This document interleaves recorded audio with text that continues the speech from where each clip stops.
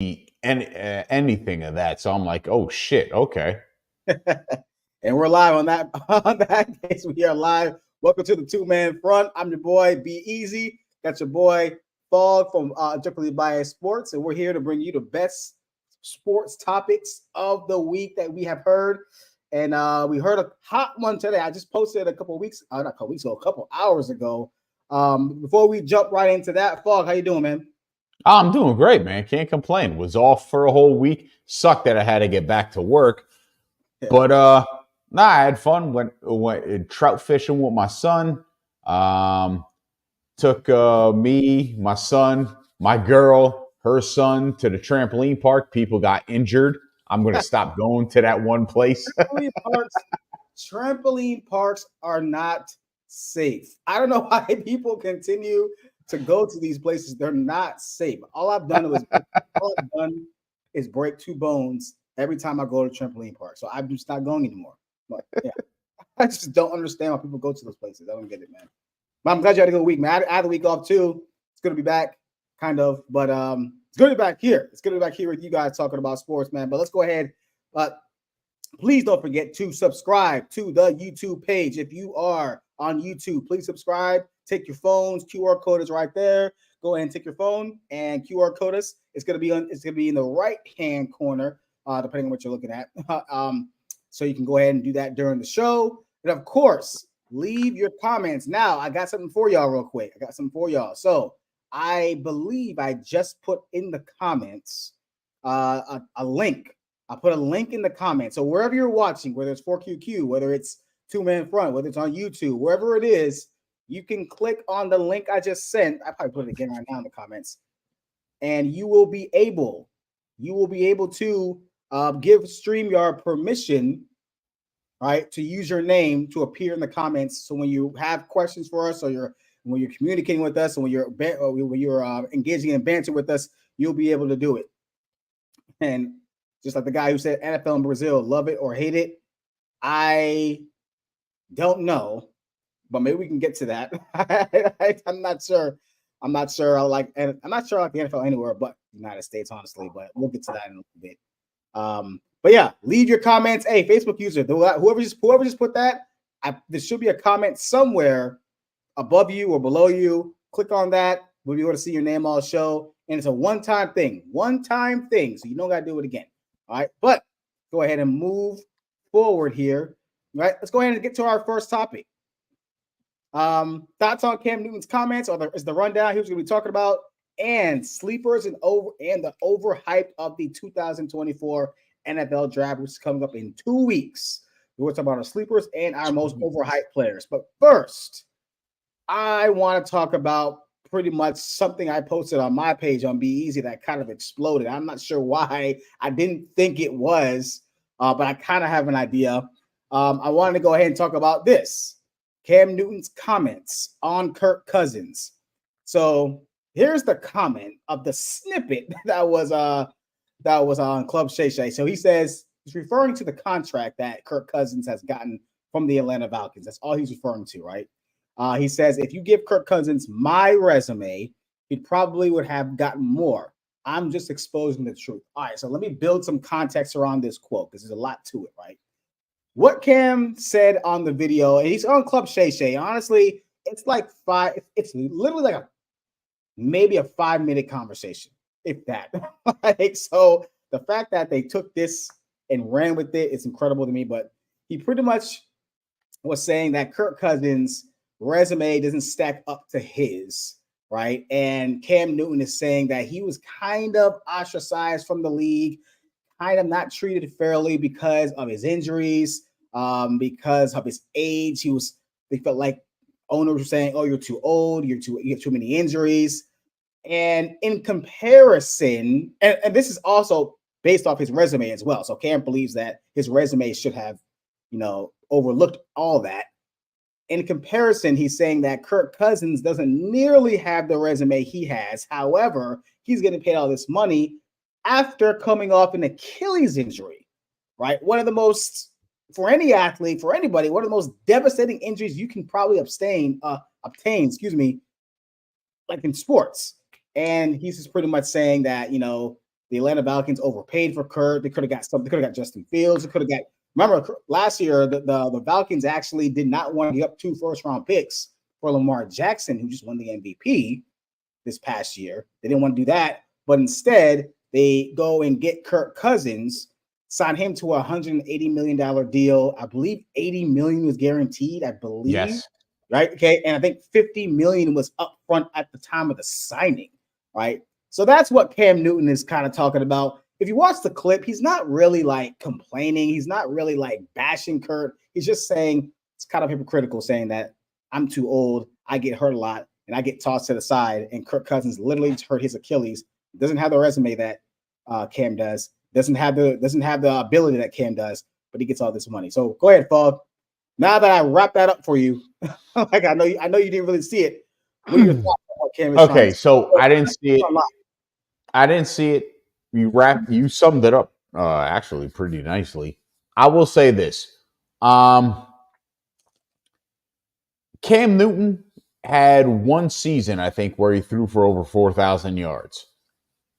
Kirk Cousins has 7. Okay. Cam Newton had one season where he threw for more than 30 touchdowns. I think Kirk Cousins has 2 or 3. Kirk Cousins has been solid, hasn't been injury prone, and hasn't had inconsistency from a passing game aspect. Is Kirk Cousins athletically better than Cam Newton? Absolutely not. But does Kirk Cousins continue to, I guess, keep the system going? Yeah. Cam Newton kind of didn't. Now, Kirk Cousins has had better players and better personnel than Cam Newton had. And that has to be factored in. But it won't be. But when you, if we're going off of numbers, yeah, Cousins, based on what the going rate is for quarterbacks, is getting what he deserves or what a quarterback would get. If he had Cam's resume as far as accolades, oh, Cam ain't lying. His ass would have gotten paid hell of a lot more. So I didn't know it was Cam kind of saying, hey, I got ostracized because of injuries. I get it. You did. But Kirk Cousins hasn't been injured. Yes, he's not as gifted a talent as Cam Newton was, but he's operated within every system that he's been in, and he's been successful doing it. I can't get mad at Cousins getting what he's getting, and I think Cam is probably more pissed off about that. But I also think that Cam is covering up for the fact that, you know what, I should have gotten more. Well, if you should have gotten all of this, then you would still be in the league. The teams would still be coming to you. And after you're showing in New England, whether the system didn't fit or not, man, that hurt you big time. And I think Cam is in his feelings. I think Cam is a much better talent at quarterback than Kirk Cousins. Kirk Cousins just happened to stay healthy. Kirk Cousins just happened to have better weapons. And Kirk Cousins, in all honesty, happened to have better coaching. Let me ask you this question before I go. Everything you said is not wrong in terms of like numbers wise. Kirk Cousins on paper, numbers wise, not career, not accomplishments, not accolades, not any of that, right? Just numbers wise, yes. Kirk Cousins has had a better career, right? Let me ask you this. Has Cam Newton ever had the talent that Kirk Cousins has been surrounded by? And when I say talent, I don't just mean defense. I mean, well, actually, yeah, you can throw in defense as well. But I mean like offensive talent. No, And I just said, Brian. Kirk Cousins has had better talent okay. than Cam Newton. So with that being said, do you think that if roles were swapped, that Cam Newton would be still playing? Oh, absolutely. Okay. Absolutely. I put that out there and somebody said no. Like, but I think Injury I I would say injury wise, I really think Cam is pissed because I don't think Cam understands his injuries have hindered him severely. And when you're an athlete or just a physical person, I know what it's like. I know I could turn around if I wanted to bench press 300 pounds. I can't do that because I tore my bicep and I'm old. I got old. And so when you're an athlete and you get those injuries on top of aging, I think Cam is I honestly believe Cam is a little bitter about that. And I completely understand that. I'm bitter about the shit and I can't go to the gym and do what I used to do, this 5-10 years ago. this comment right here. What do you mean Cam is high? Like, I don't understand what Cam is saying that is wrong. Here's my issue with this. No, It's the Cam narrative. isn't saying anything wrong. Why? It's the narrative that I hate about this because for the last decade or maybe more, everybody has said Kirk Cousins is one of the more average quarterbacks this league's ever seen. Not me. I've argued against it. It's more so. I think he is. Kirk Cousins is 1-4 in the postseason. He's 1-4. He could easily be 0-5. Why that gets ignored for him and he still is able to get these contracts after an Achilles injury and why he's still able to get the benefit of the doubt, I think that's what Cam is more so referring to than his actual self, right? Kirk Cousins, for whatever reason, this is why I just said Kirk Cousins is a great negotiator. I don't know what he's saying in those rooms. I don't know what his agent is saying in those rooms. For his agent to get him a contract like this after an Achilles injury, and he's 35, that's Brian, what Cam is saying. the That's numbers. So what? The consistency in the numbers. That's Fine. why. That's completely fine. This is why numbers are stupid because numbers don't tell the whole story about the player. No, for real. I mean, Fog. If it's about numbers, then sure. I mean, you're not wrong. His numbers are consistent. What bothers me about people though is when they're talking about Cam Newton. You know what they say? Like, oh, Cam only had one good year because all he did was win the MVP, Offensive Player of the Year, 15-1 season, and he took his team to the Super Bowl. As if like that is like so effing ho hum. like as if that's nothing. Like, why are people acting like getting to the Super Bowl is easy? All of a sudden it's easy. Now all of a sudden, like I find it so funny. It's so reading the comments. I haven't commented much on this because like it's frustrating me. Reading the comments, people saying like, "Oh well, man, Cam can't do this. Cam, he went to the Super Bowl and he quit on his team. He went to the Super Bowl, dog. Like,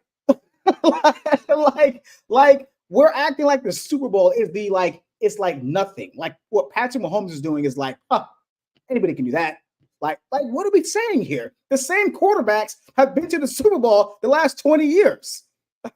If you don't realize that, it was Brady, it was Roethlisberger, and it was Manning for like 20 years. The same three dudes, and then you can sprinkle in like I don't know who you sprinkle in, Nick Foles or somebody, some weirdo. I don't know, some one-offs. Like I just find it so frustrating that the goalpost seems to move depending on who we're talking about.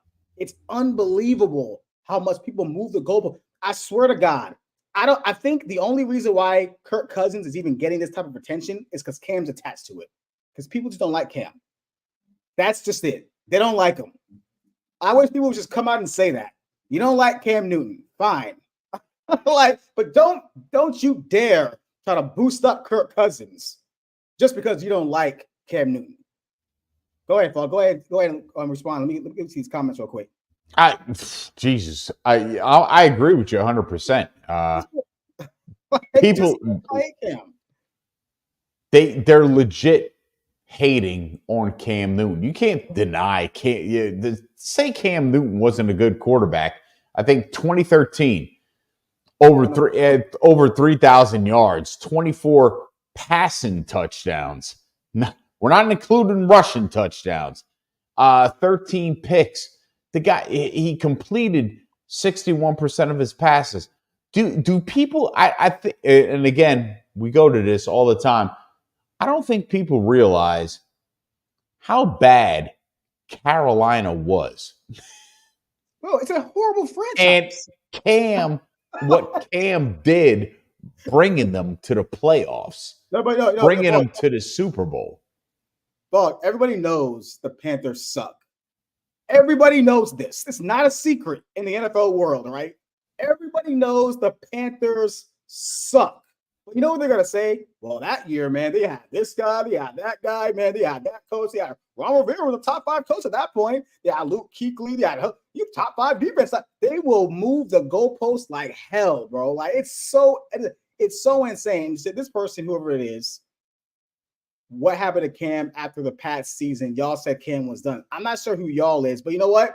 That's moving the goalpost a little bit too, because everybody else said, because we just gave a lot of people, at least, are giving the same reprieve to Mac Jones.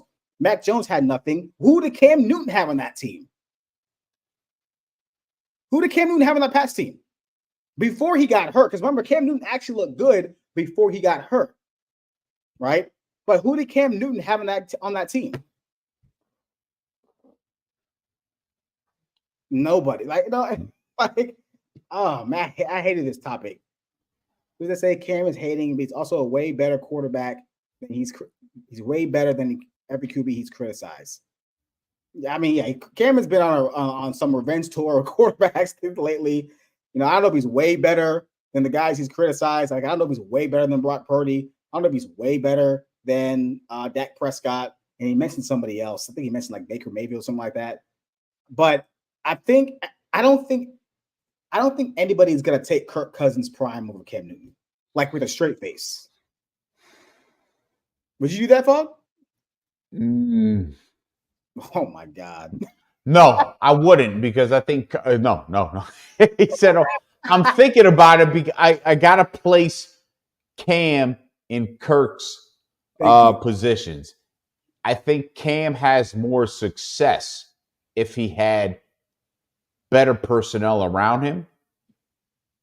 I will say this. I think Kirk Cousins is definitely a more of a, he understands he has to be more of a student of the game. So I think Kirk Cousins might be a more studious player than Cam. See, I don't know. He has to. Because Kirk Cousins doesn't have the talent Cam had. Doesn't have the arm talent. Doesn't have the athleticism. You have to find the way to succeed in this league, especially at the quarterback position. And the only other way you're going to find a way to succeed if you don't have the athleticism and arm talent is intelligence, and not intelligence from Cam can process a game. I don't want to make people think that, oh, he can't do that. But he has to be a student of the game. So where Cam can work out, study, and leave a film session on a regular basis, Kirk Cousins has to put those extra hours in that Peyton Manning put in to be great. Kirk Cousins has to put it in just to stay in the league and stay relevant. Just to stay in the league and stay relevant. And even when you put a guy like Justin Jefferson, Jordan Addison, the tight end, Hockenson, right? Even when you put a great defense behind him, a good coach in Kevin O'Connell, you put all that around him, what does he produce? 1-4 in the playoffs. 1-4 in the postseason. But people want to bring up numbers. They want to show me the number. People want to say, oh, he's more accurate than Cam. Like, people just don't like Cam, man. Are you kidding me? Like, you put Pete Cam on the Vikings team right now, on this current Vikings team, they are at the very least winning a game or two in the playoffs. I'm not trying to go to the Super Bowl, but they're going to win a game or two in the postseason. Like, come on, man. Like, this is just this topic was just it was more of an attack on Cam than it was Kirk Cousins. But I really saw people trying to boost up Kirk Cousins just to bring down Cam, which is crazy. Which is funny because most of those people probably shit on Kirk Cousins. No, that's what I'm saying. I've gotten so much heat about Kirk Cousins, and I'm sitting here when you sent that to me, I'm like, what? And now you're saying all this. I'm like, are these people crazy? That's exactly it's the hypocrisy of all this, man. The hypocrisy. I don't know what the hell got in my eye, but it's the hypocrisy. This person says Cam made a Super Bowl, but was wildly inconsistent, right? Too many ups and downs seasons. While I'm with you about putting on Minnesota to be better. Too many up and down seasons. Like early on, he wasn't consistent, but again, you have to look at the organization. We've talked about how the organizations have built teams around their star quarterbacks, and we're going to get to quarterbacks. We're going to get to quarterbacks. I'm not a fan of what Billy said because I don't know what I don't think Cam had up and down seasons. I think Cam had really good seasons, but he had an astronomical seasons that makes his other seasons just look kind of meh. That's the issue. I think the optics. Well, his other seasons were kind of meh when you look at it. They weren't like bad. They were just, Cam was, based on what he had around him. Based on what he had around him, he still performed as a top 15 quarterback in the league. And I've always said, B, you've heard this from me consistently. If you're a top 15 quarterback statistically in the league, and that means passing and rushing, what you do and how you influence your team, if you're a top 15 quarterback, you can be a Super Bowl winning quarterback. Yeah. You don't have to be an elite quarterback to win a Super Bowl. And he almost was. And that makes your point. And he almost was. But I don't know, the up and down season. I mean, like Kirk Cousins has had up and down seasons too, but he still gets paid. I think because of the passing league thought process. Yeah, I just like this person said. I like, who said that? Where are they? Let me see. Like, seriously, just say y'all hate Cam.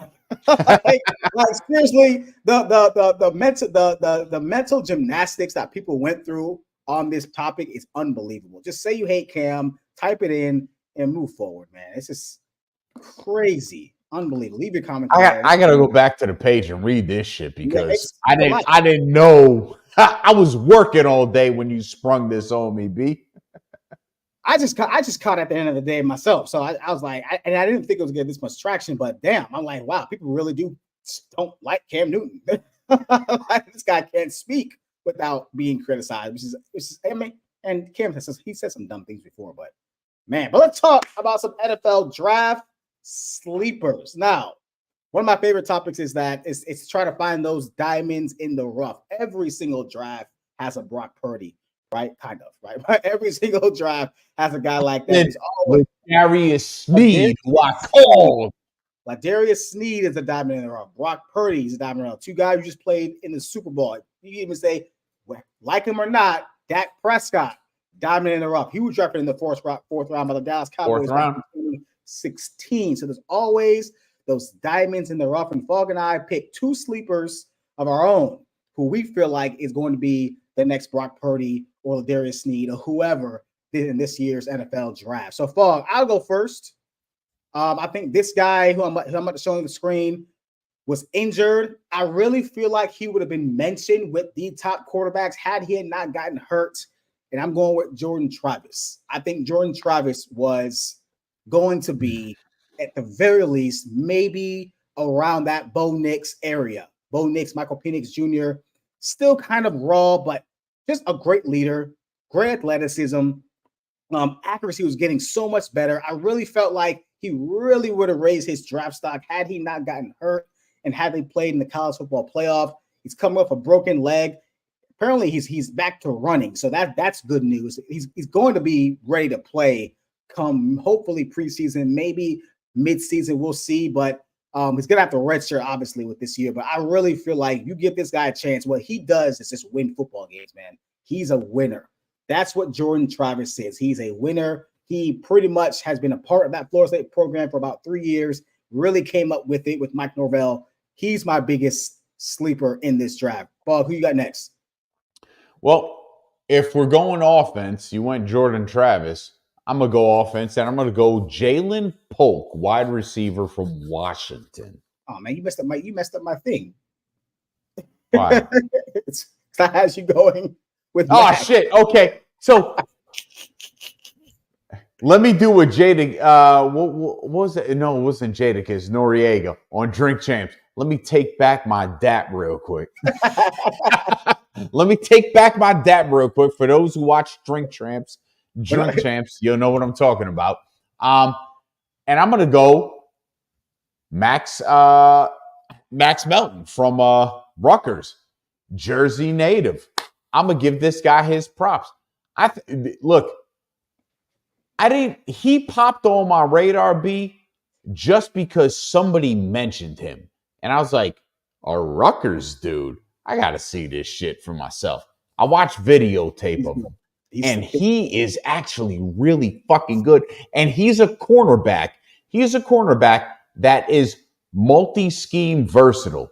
He can, any scheme you want to play in, whether it's cover 3, whether it's cover 2, man to man, he can actually do it, and he does it exceptionally well. He had, I think, 3 interceptions last year with 6 pass deflections, 32 tackles. He's not afraid to get into the mix. This kid is he's not afraid to get body to body with somebody. Yeah. I actually like the physicality, the way he plays with. And I think the dangerous part is his physicality because of his size. He's 5'11". So playing a corner at 5'11" is going to be tough. And you're not playing in the same era that guys like Troy Vincent were playing. 5'11", a 187, being physical. You got to taper off of that. But I think he's going to be okay because he seems to have a high football IQ when you watch him play. I love the way he plays. I think this is a guy that you're going to grab in the 4th to 6th round that is going to pop in 2 years and be a starter on an NFL team. He may be one of those guys that pops not right away this season, but like he's going to get his chances. Coach is going to see it. He's going to get more opportunities by the end of the year. He could be one of those guys that say, okay, this guy next year in 2025 is going to be a starter somewhere. He's that good. Now, I like this a lot. I've watched some film on him, and I like that 4th and 6th round. I like that 4th and 6th round area as well. And I agree. But Jordan Travis is very hard to examine. He really is. He really is hard to examine because of his skill set, right? I agree with this. He's come a long way, though. That's the thing. He's come a long way. I think if you just kind of redshirt him, you kind of sit him down and then kind of develop him, bring him along slowly. You got to Jordan Love him. He's got to land in the right spot. You really got to Jordan Love him. You have to like what you see, and then you got to Jordan Love him. He's got to land in the right spot. Absolutely. He's come a long way from his first game. He's frail. I don't think he can survive this play style in the NFL.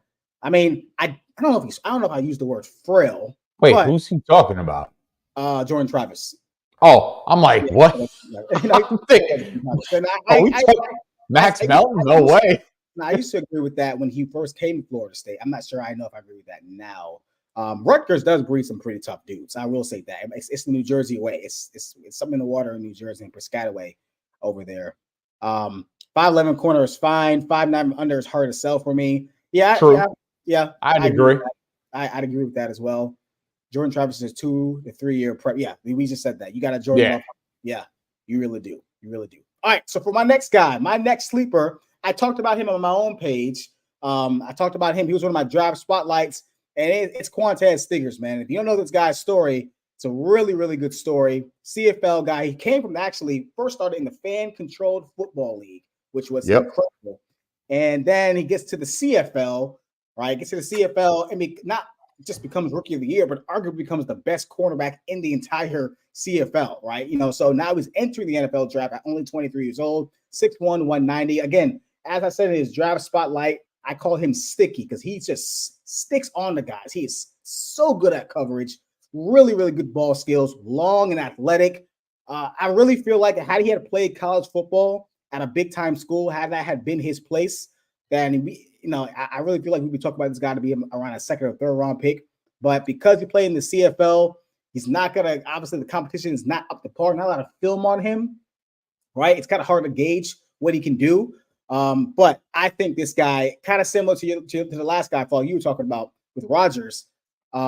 I really, really feel like this guy's going to be someone who's going to get a lot of opportunities and like third downs. He's going to break up some passes. You're going to like what you see with his physicality, and he's going to start getting on the field. I think he can play, not right away, but he's going to get playing time pretty quickly here in Quantas Stickers because of his size, if anything, and his length. I really like him. His film just really, really pops. Yeah, nah, you're not lying. When you put him as your spotlight, I'm like, oh shit. Let me check this guy out. I didn't see anything on him. And I watched game film on him. Like you said, it's going to be different in the NFL, but he is a guy that can go with anybody. You want to run a go route? Okay, I'm going to go with you. You want to hit that flag and that post route? I'm going to go with you. You need me to cover a tight end on the seam route? I'm going to go with him. He will stick with anybody that is going. You just put him on him, he's got him. So the reason why this guy can get drafted from the NFL, from the CFL to the NFL, is he's draft eligible because he's been at high school for 3 years, obviously. Been at high school for 3 years. And he's able to do that because he is draft eligible because he's in the CFL, right? He's just in a different league, right? It's almost like going from college to the NFL. It's just a different league. He's entering the NFL draft, and that's pretty much. If he was to go from college football to the CFL, you can't do that. But because he didn't play college football at all, he's allowed to be draft eligible. So that's why it makes him draft eligible. Because he didn't play college football, then go to the CFL. Because then in that case, he would have been drafted by the CFL, but that's not the case. Yeah, it's kind of a weird system. I read it up myself. I wasn't sure, but that's pretty much what it was, right? He could be a free agent signing. He could. I mean, that's what I think he might be, but I'm seeing a lot of draft mocks where he can go probably late 6th, 7th round, something like that. And if you fall in love with him, he might go 5, but we'll see. But yeah, I just think we're going to hear his name again, right? Very, very soon here because he's really, really one of those late bloomer guys that we should really, really, really do that. All right, Fog. Now for your next sleeper, it's who? Oh, now the next sleeper is Jalen Polk, wide receiver, Washington. And I know everybody's on Rome Odunze. I love Rome. I love what he does, his work ethic, but let me be 1,000% clear on this. The most polished receiver coming out of Washington isn't Rome, it's Jalen Polk. And if Jalen Polk had chosen, I would say any school but maybe 4 or 5 Power 5 conference schools, he would be a number 1, and we would be talking about him being a top 10 draft pick in this draft. Wow. Listen, we know Rome's numbers. Think about this. With Rome as his number 1, a guy, and again, I think Rome is a better talent. But Jalen Polk is a guy that could have more of an impact, immediate impact. Think about this. 73 receptions, over 1,100 yards, and 10 touchdowns. and he was playing second fiddle to Rome Odunze. So that just tells you the athleticism and the ability Rome has, and the fact that Polk put up better numbers than the majority of receivers we're looking at now that are top 10 picks, B. Well, then why is it? Well, one of the reasons He's why a sleeper because he's on a team that had Michael Penix Jr. as a quarterback, Rome Odunze as the number one wide receiver. What's up, Reef? But his ability and athleticism, I'm not saying he's going to be Rome. I think Rome has a higher ceiling. I think Michael Penix Jr. is an outstanding quarterback and has a solid NFL career. But I think that that Polk is a guy that can sneak into somebody and be that guy that could be a solid number two. You're a sleeper, meaning he could be a solid number two and have a 7 to 11-year career in the NFL as a solid pick with potential ability to be a number one, depending on where he goes. I thought we were okay. So when I think of sleeper, I thought, okay, so you're kind of playing it safe a little bit. Oh, I get it. Okay, you're saying that because I thought Polk was gonna be that. I didn't really. That's why I didn't really have him as a sleeper. I don't really have him being like Rome Odunze, but I don't really have him being like a bust. I think he's gonna be kind of come in. He's almost gonna be sort of like almost like a T. Higgins, right? You know, I think that's who he's gonna be. He's gonna be a solid number, even though T. Higgins wants to be number one. He's going to be kind of like a T. Higgins, come in and kind of, make some nice catches here or there. He's going to have his games and stuff like that. He's going to get his money. Maybe even like a Devontae Smith. I don't know. But like, I do agree with this guy who says he's playing second fiddle because he's second fiddle, right? And he has a luxury of playing with Rome. I think that's what Polk was. I think he does a good job. He does a good job at playing that other guy and beating one-on-ones. And I think that's why his numbers were where they were, because he can beat you one-on-one, but I don't know if he's going to be good enough to be a number one in the league. Because I don't think you can really. I'm not sure. I'm not quite sure. But I do like Polk. I'm not saying I don't like him. I do like Polk, and I also agree with this guy. I think all three Washington guys are going to be good. It's kind of like the Ohio State back in the day. We had Wilson, Olave, and all those other guys. Yeah, I agree with that as well. They kind of just were there, right? But yeah, I can see Polk as a sleeper. But for me, I thought Polk was just going to be a guy who gets drafted probably like in that third round range, comes in, and he's going to contribute somewhere as that like number two, maybe fringe three receiver or fringe two receiver in the league, right? But I like Polk. He was kind of the forgotten guy at Washington in that offense, right? He's kind of the forgotten guy because everybody was focused on Rome Odunze, as they should have been, and Michael Penix Jr. Right. All right, folks. Now it's time. Now it's time for the overrated or overhyped. So I'm gonna let you go first.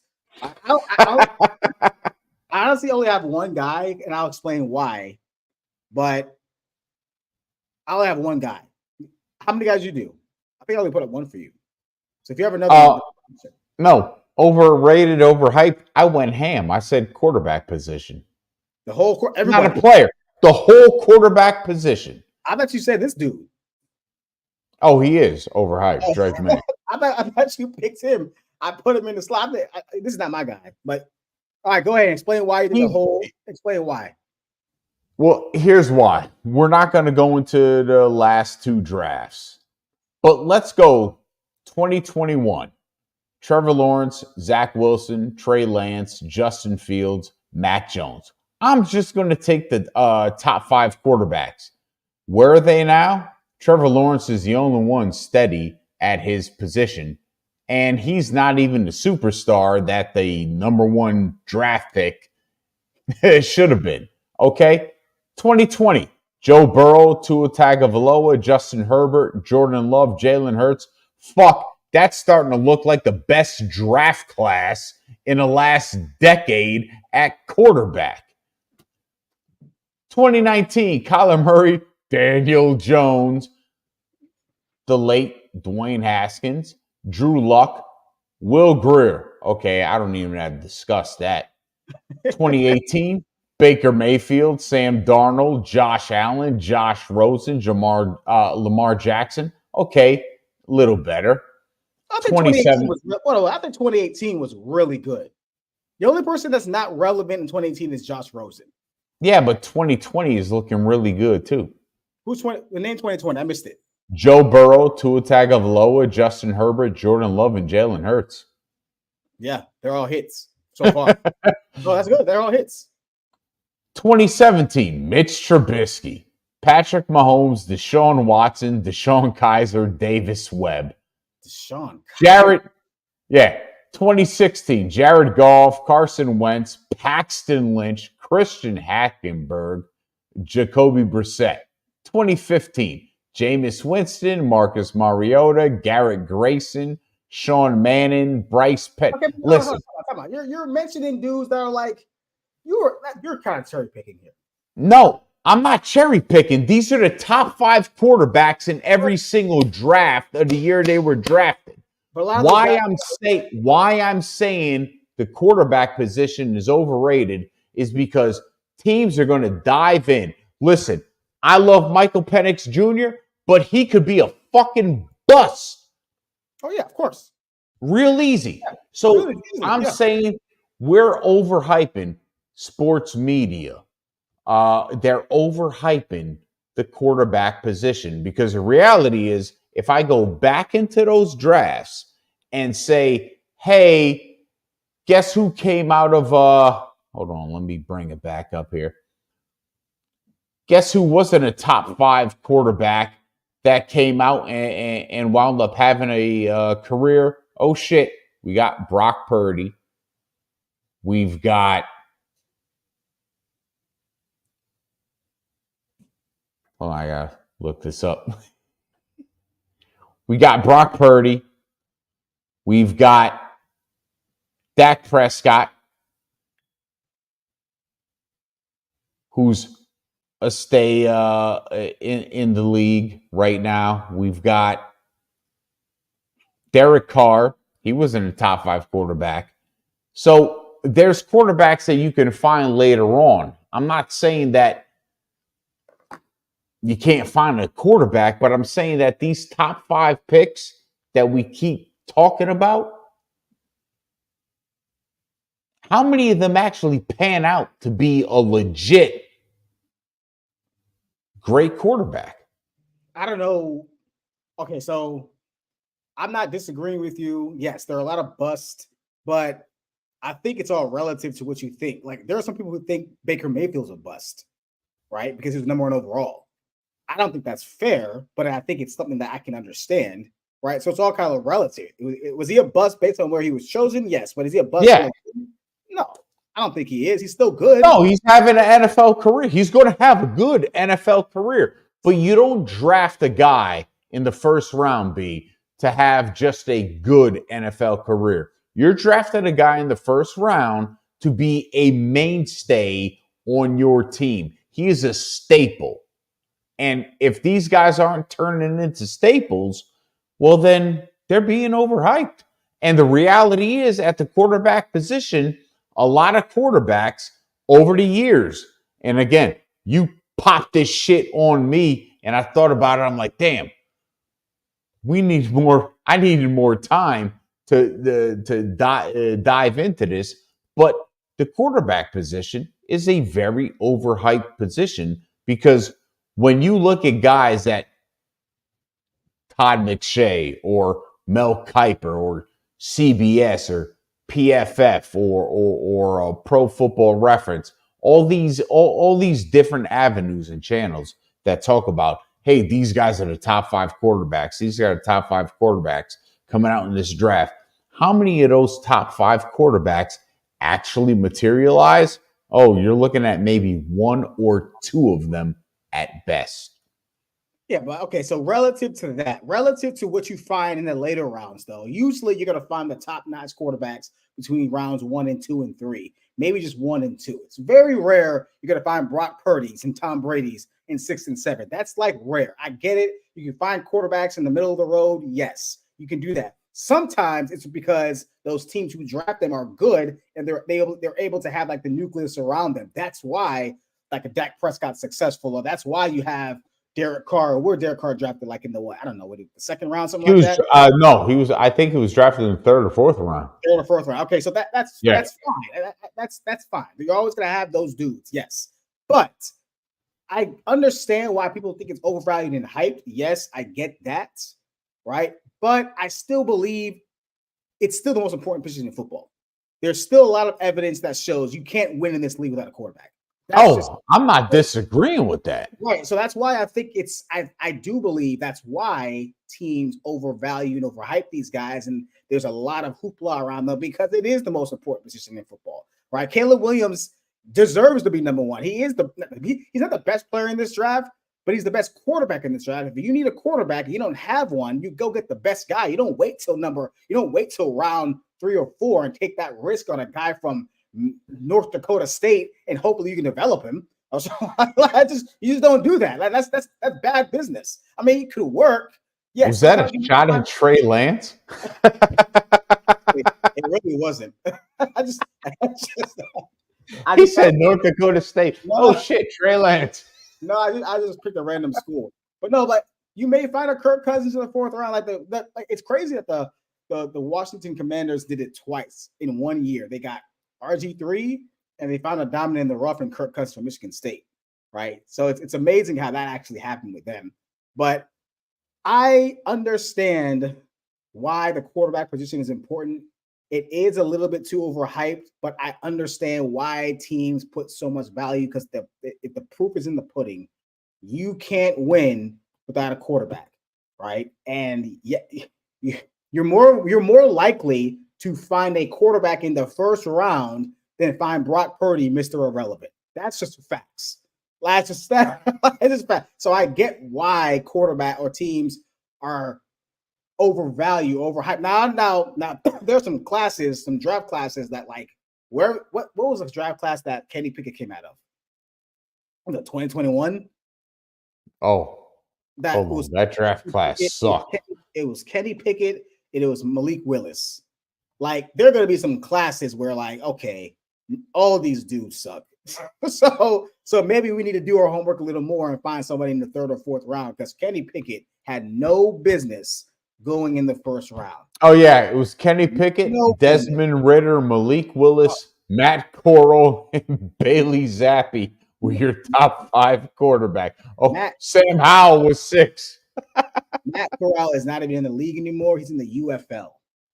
Okay, so that there's going to be that actually might have been worse than the draft class with Geno Smith. With Geno and who's the other guy? EJ Manuel, Geno Smith, Mike Glennon, Matt Barkley, Ryan Nassib. Shit. They're competing. Bad draft class. So this guy said, I mean, someone has to receive the ball from the center, but the problem is you got all these copycat Nepo baby ass coaches. Not baby ass coaches that that can't think for themselves or outside the box to risk it all on bums. I agree with that. Yeah. No. 100%. Evaluation is awful. It's scouting is not that great. You got a lot of guys who perform groupthink, and this just want to always got to go off of what others are saying about. Like, yeah, I 100% agree with that comment. 100%. The evaluation, if anything is bad, it's not the quarterbacks itself. It's the evaluation process.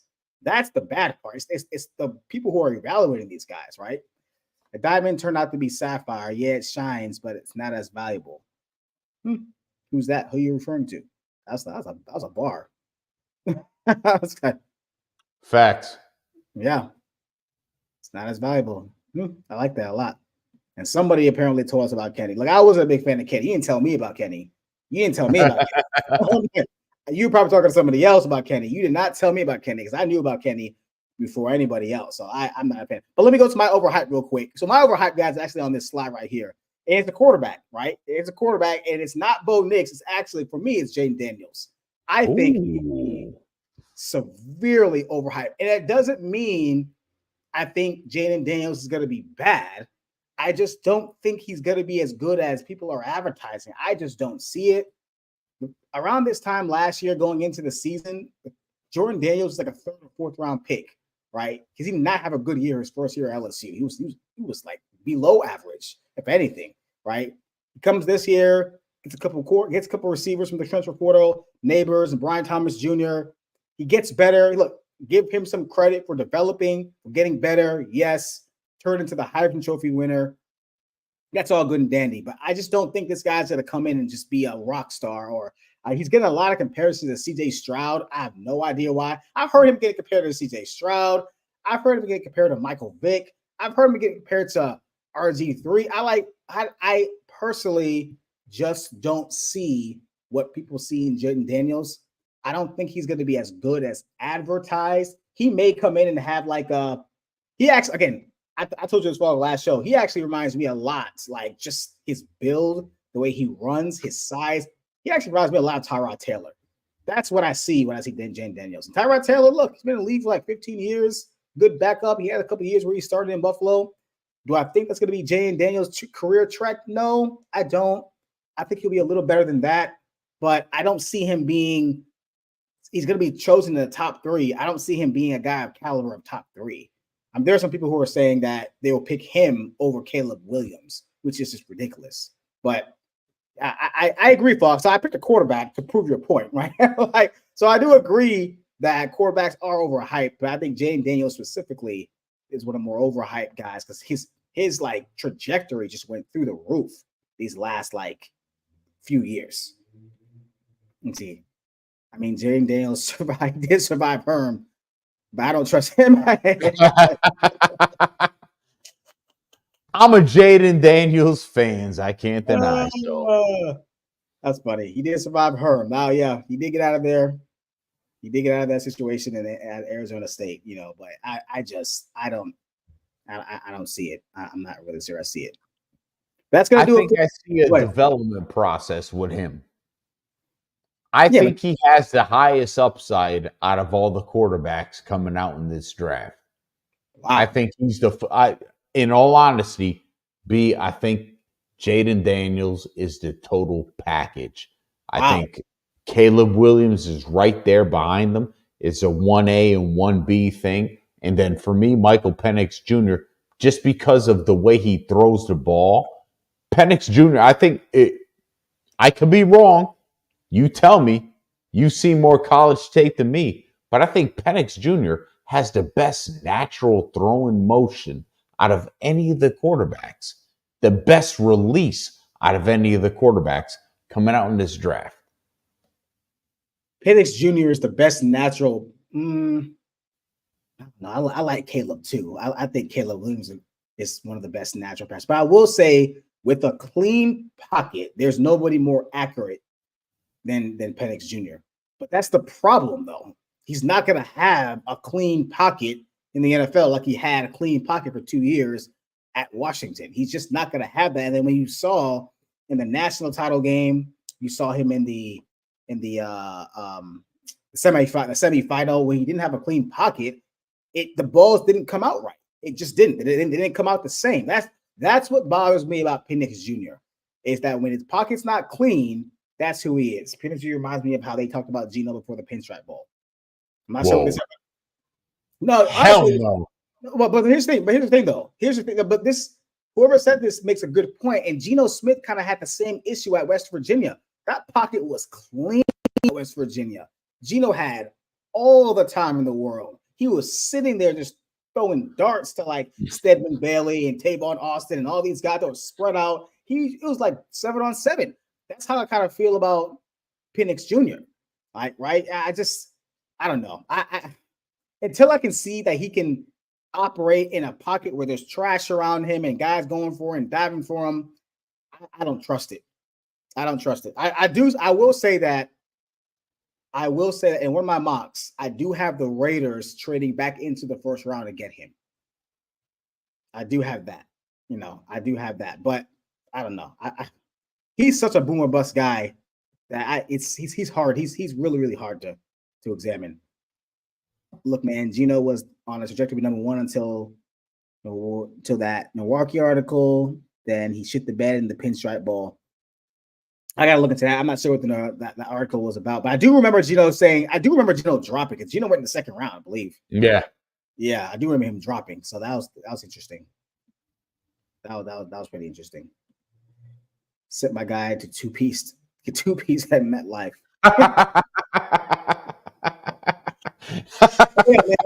Look, Geno Smith, kudos to him for turning his career around. I mean, he's made a pretty good career second act in Seattle. Even though I think Seattle can or might draft a quarterback.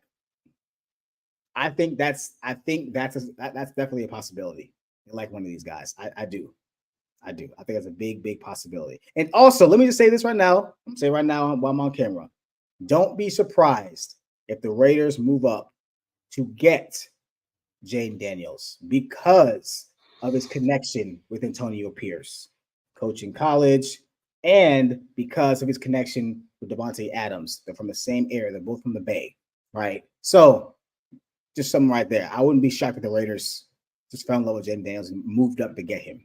But for them to do that, they're trading with Washington. Yeah, or New England. Or Washington, yeah. So, yeah, I mean, they got to give up a lot. I mean, Washington, they got to give up a lot. I personally think Washington should trade back. Personally, I think they should trade back. And roll the dice with Sam Howell? No, Sam Howell's gone. Remember, he's in Seattle. Oh, yeah, shit. That's right. Yeah, he's done. I mean, look, you're rebuilding. You're rolling the dice with whatever. Like, you got to have time. I think it's Marcus Mariota. You roll the dice with him and see what you got, and then you kind of wait until next year's draft. No, next year's quarterback draft week. It's pretty weak right now. Right now, at least, it's pretty weak. It looks pretty bleak. It does look pretty bleak.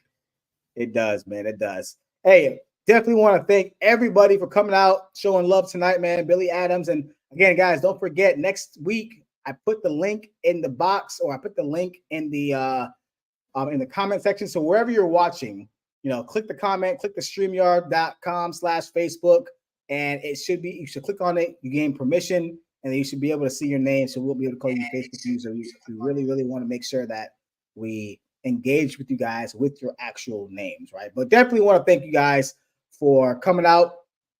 Also, real quick, our draft party. We're going to be having our draft party here on the two-man front. If you would like to join us, if you'd like to come on the screen, we're going to watch the draft together, mess around a little bit, just talk football on the draft, react to the picks. If you'd like to join us, two-man front, for our draft party, just hit one of us up, hit me and Fog up. We'll definitely send you the link once the draft comes. I believe it's in 27th, 28th. We'll let you know. But yeah, if you would like to join our draft party, please let us know, and we'll be more than happy to send you the link to the stream that you want. Kevin Oliver is definitely joining. That's our guy right there. Yeah, he's definitely joining. Yeah, he's definitely going to join. KO is in the building.